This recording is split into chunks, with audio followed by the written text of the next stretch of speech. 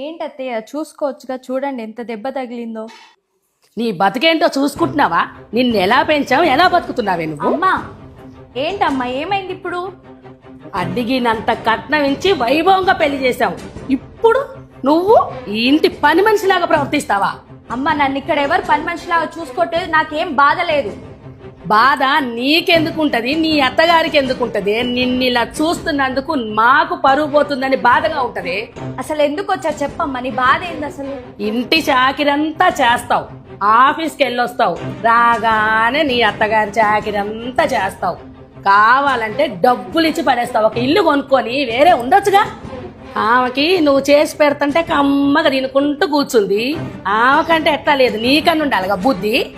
అమ్మా మా అత్తగారి గురించి కానీ ఇంటి గురించి కానీ ఇంకోసారి తప్పుగా మాట్లాడవనుకో, తల్లివని కూడా చూడని ఏం చేస్తానో నాకే తెలియదు.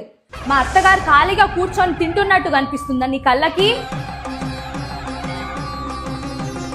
ఈ రోజు ఈ ఇల్లు ఇంత సంతోషంగా ఉందంటే మా అత్తే కారణం. కొడుకుల్ని బంగారంలా పెంచింది, కోడళ్ళని కూతురులా చూసుకుంటుంది. ఈ రోజు వరకు పల్లెత్తి ఒక మాట కూడా అనలేదు అత్త నన్ను. అత్తగారింట్లో నా పని నేను చేసుకుంటుంటే పని మనిషిని అయిపోతానా? మీ ఇంట్లో ఎప్పుడు నేను వంట చేయలేదా? వేడివేడిగా నీకు నాన్నకి వండి పెట్టలేదా? మా చిన్నప్పుడు నీ అత్త మామల దగ్గర కూడా మమ్మల్ని దూరం చేశావు. నాయనమ్మ తాతయ్య కంటే అమ్మమ్మ తాతయ్య ఎక్కువ అని మాకు నూరిపోసావు. ఇప్పుడు భార్య భర్తలు విడిగా ఉంటేనే హ్యాపీగా ఉంటారని మాకు నేర్పిస్తున్నావా? ఒక తల్లిగా బిడ్డ సంతోషంగా ఉండాలని కోరుకో, తప్పు లేదు. కానీ ఒక కుటుంబాన్ని విడదీయాలని మాత్రం కోరుకో. ఇలాంటి మాటలు చెప్పడానికైతే నా ఇంటికి రావద్దు.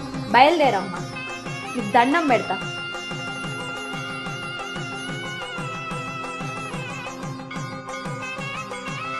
రామాయణం రాముని వైపు నుండి చూస్తే సీత గీత దాటడం తప్పనిపిస్తుంది. సీత వైపు నుండి చూస్తే రాముడు ఎందుకు ఇంత కఠిన నిర్ణయం తీసుకున్నాడు అనిపిస్తుంది. రామాయణం ఒక్కటే, చూసే ధోరణి వేరు. ఎవరి కోణం వాళ్ళది, ఎవరి ఆలోచన విధానం వాళ్ళది. ఇంటి పని చేసినంత మాత్రాన వాళ్ళు పని మనుషులు అవ్వరు, అది గుర్తుపెట్టుకో. కూర్చొని మేమిచ్చే కాఫీ తాగి వెళ్ళండి. లత, అమ్మ కాఫీ కలిసి తీసురా.